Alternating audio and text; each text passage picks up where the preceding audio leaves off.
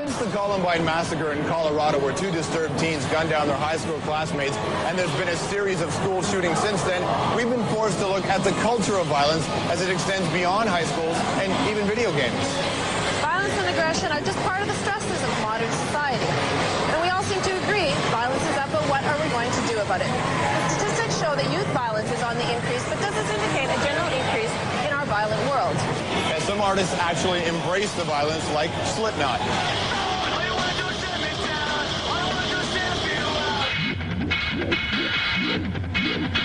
Slipknot right now are the kings of violence core. Would you agree with that? Well, let's take out core, and violence would be cool. Kings of violence. Lyrically, when Corey's getting into some of the killer violent lyrics, which obviously represents something that you guys are feeling or were feeling, you never wonder that, you know, a kid may not be able to accept it? I'm the victor with 21 aliens said thank you. Corey's deal is Corey's deal. He's got to say what he's got to say.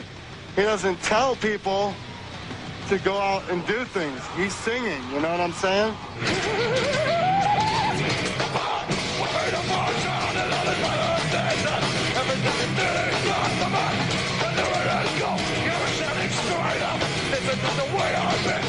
Obviously, your fans, you know, you range in all ages, but the kids seem to identify with Slipknot more. Why do you think that is? They're fed up.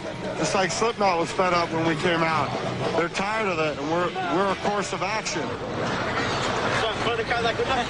How do you relate to the violence inherent within Slipknot lyrics? I love it. It makes me want to hurt more people. I'm going to go in there and break as many noses as possible. It's going to start swinging. It's going to be great. Seriously? Seriously. Oh, really? That's how I hear you get backstage. Hey, do you think TV and movies and video games makes you more violent? Man, it's all education, you know. I play this for the art of it. Yeah, it's interesting. Kids that are very young, up to age 7, really don't discriminate between reality and fantasy. And they can be doing things that it comes as a complete surprise.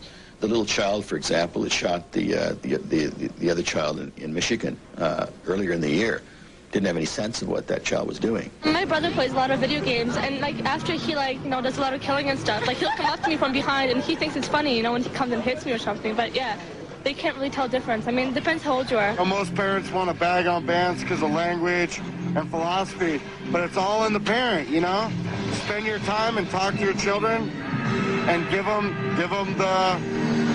the rundown on what it's about, you know, what art is about, what expression is about, what music is about.